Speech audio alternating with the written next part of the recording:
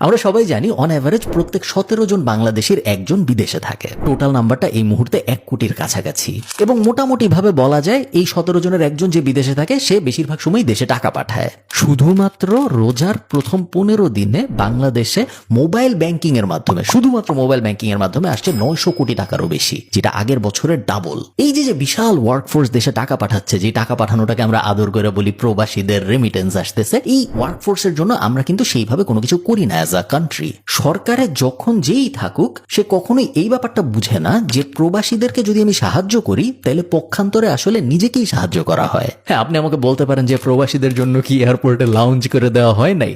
হইছে, বাট যে প্রবাসী এয়ারপোর্ট পর্যন্ত যাইতে পারছে সে লাউঞ্জ না থাকলেও বিদেশে চলে যেতে পারবে, বা ঢাকা এয়ারপোর্টে অ্যাটলিস্ট কেউ কফি খাওয়া এনজয় করতে যায় না। আমাদের কাজ করতে হবে আরেকটু ফান্ডামেন্টাল লেভেলে, এমন লেভেলে যাতে একটা উইন উইন সিচুয়েশন ক্রিয়েট হয়, যে উইনের এক পাশে থাকবে প্রবাসীরা এবং অন্য পাশে থাকবে রাষ্ট্র। এই ভিডিওতে আমি ওইরকমই গুরুত্বপূর্ণ কিছু কাজের কথা বলবো যে কাজগুলো করা হলে আমার মনে হয় এজ আ রাষ্ট্র বাংলাদেশেরও অনেক উপকার হবে এবং প্রবাসীদের তো উপকার হবেই। চল শুরু করা যাক। বাংলাদেশকে কিভাবে ব্র্যান্ডিং করা হবে এই ব্যাপারটা খুবই গুরুত্বপূর্ণ এজ আ কান্ট্রি আমাদের বোঝার, যদি আমরা অ্যাকচুয়ালি এই ব্যাপারটা রিয়েলাইজ করি যে প্রবাসীরা একটা প্রোডাক্ট, যে প্রোডাক্টটা আমরা রপ্তানি করতেছি, যার বদলে আমাদের আয় রোজগারটা অ্যাকচুয়ালি হচ্ছে। বিভিন্ন দেশ তাদের ওয়ার্কফোর্সকে খুব স্পেসিফিক্যালি আপনি খেয়াল করলে দেখবেন বিভিন্নভাবে ব্র্যান্ডিং করে। যেমন ইন্ডিয়াকে বলা হয় back end workforce of the tech world. তার কারণ কি? আমেরিকায় ম্যাকডোনাল্ডস এর কাস্টমার সাপোর্টে যদি আমি ফোন দিই, দেখা যাবে বেঙ্গালুরুর একজন ওই ফোনটা ধরছে। এটা কিন্তু হঠাৎ করে হয় নাই, এভাবে ইন্ডিয়া ব্র্যান্ডিং করে করে নিজেদের ডেভেলপ করছে যে তোমরা তোমাদের মতো ব্যবসা বাণিজ্য করো, তোমাদের যখন ব্যাক এন্ডে টেক সাপোর্ট দরকার হবে, তোমাদের যখন ব্যাক এন্ডে কাস্টমার সাপোর্ট দরকার হবে, তখন কিন্তু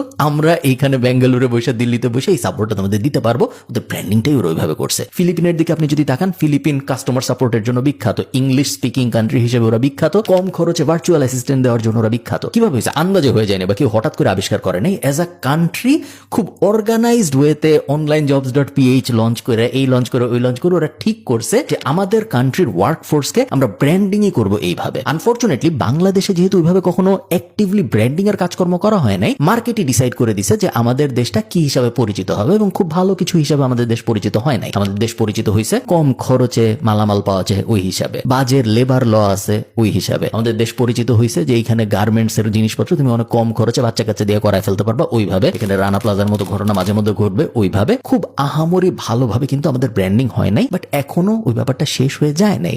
সবসময় ব্র্যান্ডিং নতুন করে করা যায়। আমরা যারা মার্কেটিং এর ছাত্র, আমরা যারা বিজনেস নিয়ে পড়াশোনা করি, আমরা সবাই জানি যে আপনি সবসময় নতুন করে আবার ব্র্যান্ডিং করতে পারেন। হ্যাঁ, আপনার হয়তো সময় লাগবে 5 বছর, সময় লাগবে 10 বছর, বাট ব্র্যান্ডিং নতুন করে করা যায় এবং বাংলাদেশের এই ব্র্যান্ডিং করাটা ইমিডিয়েটলি শুরু করা উচিত।